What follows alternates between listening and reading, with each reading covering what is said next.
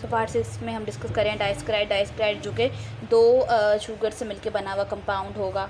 यहाँ पे यानी दो से ज़्यादा भी हो सकते हैं। माल्टोज जो कि 2 ग्लूकोज यूनिट्स से मिलकर बना है और उनके दरमियान आपने लिंकेजेस को बहुत अच्छे से याद रखना है। 1 और 4 माल्टोज में 1 और 4 कार्बन के दरमियान में ग्लाइकोसिलिक लिंकेज है। इसका एक एल्डिहाइड ग्रुप फ्री था, इसलिए हम इसको रिड्यूसिंग कहते हैं। ये म्यूटा रोटेशन भी शो करता है। माल्टोज जो है हाइड्रोलिसिस से बनता है, स्टार्च के हाइड्रोलिसिस से, और ये जो है इसको ग्लूकोज में भी कन्वर्ट कर लिया जाता है। और ज़्यादातर माल्टोज जो है वो इंटेस्टाइनल ब्रश बोर्ड में, जहाँ पे डाइजेशन जीआईटी का पार्ट सबसे ज़्यादा एब्जॉर्प्शन होती है, वहाँ पे हमारे पास विलाय में ब्रश बोर्डर्स में ये प्रेजेंट होते हैं। स्ट्रक्चर आप देख सकते हैं। 1 और 4 कार्बन के दरमियान आपको नज़र आ रहा है ग्लाइकोसिलिक लिंकेज। उसके बाद है लैक्टोज जो है लैक्टेटिंग ब्रेस्ट में बनता है। मिल्क शुगर भी इसको कहते हैं। ज़्यादातर सबसे ज़्यादा मिल्क में ये होता है। इनके दरमियान में जो लिंकेज है वो 1 molecule of beta and 1 molecule of यानी 1,4, ठीक है, यानी फर्स्ट और 4 कार्बन के दरमियान ही बन रहा है। वही सेम जो अभी ऊपर कह कर आए हैं। लेकिन एक चीज़ आप नोट करेंगे, ऊपर हमने अल्फ़ा दोनों शुगर्स अल्फ़ा थी, ठीक है, जो माल्टोज में थी। लैक्टोज में दोनों शुगर जो हैं वो बीटा हैं। 1,4 बीटा डी ग्लूकोज है, ये मीन्स के ग्लाइकोसिलिक लिंकेज है।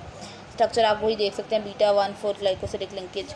उसके बाद एंजाइम इसको जो हाइड्रोलाइज करता है वो लैक्टेट होता है, लैक्टेज है जो इंटेस्टाइन में है। सबसे कम स्वीट शुगर होती है, इसलिए बच्चों को ये दी जाती है।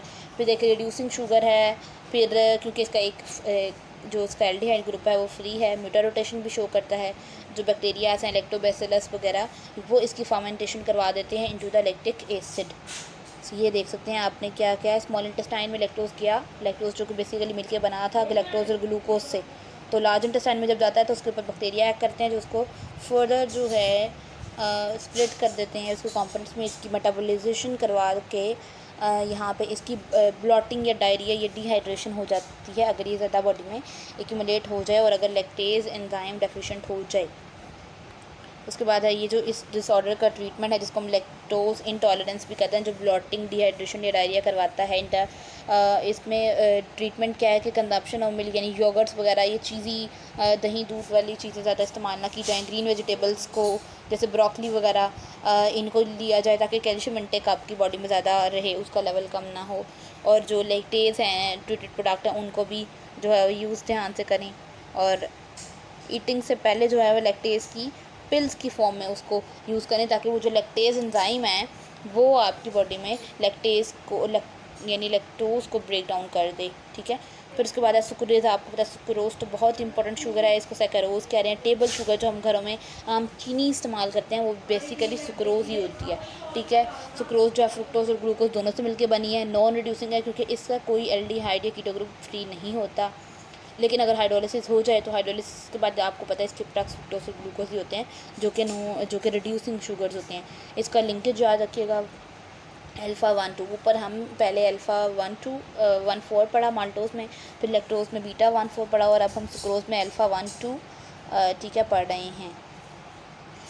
उसके बाद जी इसको इन्वर्ट शुगर भी कहते हैं बिकॉज पहले ये जब हमारे पास सुक्रोज जो है वो डेक्स्ट्रोडेट्री होता है क्योंकि ग्लूकोज जो है वो डेक्स्ट्रोडेट्री है। और फ्यूरानोज फॉर्म में यानी पायरानोज रिंग की बात करें, लेकिन वही अगर फ्रुक्टोज यहाँ पे फ्यूरानोज फॉर्म में प्रेजेंट होगी तो वहाँ पे वो डेक्स्ट्रोडेट्री हो जाएगा, यानी कि ये लेकिन अगर हाइड्रोलिसिस हो गई, हाइड्रोलिसिस के बाद ये बन जाता है, पहले यानी हाइड्रोलिसिस से पहले ये डेक्स्ट्रोडेट्री शुगर होती है और हाइड्रोलिसिस के बाद इसकी इन्वर्जन हो जाती है जिसकी वजह से ये लिवरोडेट्री बन जाती है। तो ये याद रखिएगा, इन्वर्ट शुगर आपसे अक्सर पूछा जाता है कौन सी है सुक्रोज। रीज़न ये है कि पहले डेक्स्ट्रो होती है फिर लिवर में कन्वर्ट हो जाती है और ये जो इसकी लिवरोडेट्री एक्टिविटी है फ्रुक्टोज की ये ज़्यादा स्ट्रॉन्ग होती है as compare to dextrorotatory activity of glucose, इसलिए हम इसको कहते हैं इन्वर्जन। ये जो प्रोडक्ट्स बनते हैं हाइड्रोलिसिस के एंड पे सुक्रोज की, उसको हम इन्वर्ट शुगर कहते हैं, ठीक है। उसके बाद हनी जो है सबसे ज़्यादा उसमें इन्वर्ट शुगर होती है, एंजाइम इन्वर्टेज होता है। इन्वर्ट शुगर जो होती है वो सुक्रोज से 30% ज़्यादा स्वीट होती है। उसके बाद हाइड्रोलिसिस सुक्रोज की जो है वो ग्लूकोज फ्रुक्टोज में होती है, सुक्रेज एंजाइम की मदद से होती है। कहाँ पे हैं इंटेस्टाइनल ब्रश बटन में, वही हमने कहा जहाँ पे मैक्सिमम एब्जॉर्प्शन होती है, हाइड्रोलाइज हो जाती है जब इसको माउथ में इनटेक कर लिया जाता है। लैक्टुलोज वही लैक्टेज रहता है, डायसेक्राइड है गलेक्टोज और, लेकिन वो हमारे पास गलेक्टोज और ग्लूकोज से मिलकर बनता था। ये गलेक्टोज और फ्रुक्टोज से है बॉडी में डाइजेस्ट नहीं होता बिकॉज हमारे पास उसको डाइजेस्ट करने के लिए उसका एंजाइम नहीं होता। बीटा 1,4 लिंकेजेस उनके दरमियान प्रेजेंट होते हैं। You can see the structure here. Naturally ये प्रेजेंट नहीं होता, सेमी सिंथेटिक है, इसको सिंथेसाइज किया जा रहा होता है, ठीक है। और ऑस्मोटिक लेग्जेटिव के लिए भी ये यूज़ होता है। ट्री हेलोज एक डाइमर है, ठीक है, और ट्री हेलेज एंजाइम ही इसको डाइजेस्ट करता है। आइसोमाल्टोज जो है उसमें 2 ग्लूकोज के रेजिड्यूज़ हैं, रिड्यूसिंग शुगर है, और इसको भी हाइड्रोलाइज आइसोमाल्टेज हर को डाइजेस्ट करने के लिए, हाइड्रोलाइज करने के लिए उसका स्पेसिफिक एंजाइम मौजूद है।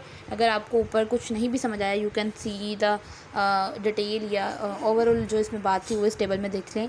सुक्रोज़ जो है वो कहते हैं हमारे पास केन और बीट शुगर में है। अगर ये ना हो तो सुक्रोज इंटॉलरेंस है, डायरिया, फ्लैटुलेंस वगैरह।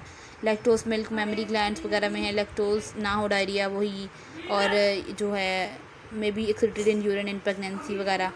उसके बाद माल्टोज का वही एंजाइमेटिक हाइड्रोलिसिस स्टार्च से बनता है, आइसोमाल्टोज भी स्टार्च का हाइड्रोलिसिस से ही बनता है। उसके बाद है लेक्टुलोज जो है वो हीटेड मिल्क में होता है। बॉडी में एंजाइम्स में हाइड्रोलाइज नहीं हो सकता है बिकॉज ये बैक्टीरिया के लिए जो इसको डाइजेस्ट करने वाले होते हैं वो हमारी बॉडी में प्रेजेंट नहीं होते। ट्री हेलोज यीस्ट और फंगाई में ही प्रेजेंट होता है, और इसको भी इसका ही एसोसिएटेड एंजाइम ही हाइड्रोलाइज करता है। सो हम ओलिगोसैकेराइड्स को हम लोग पार्ट 7 में डिस्कस करते हैं।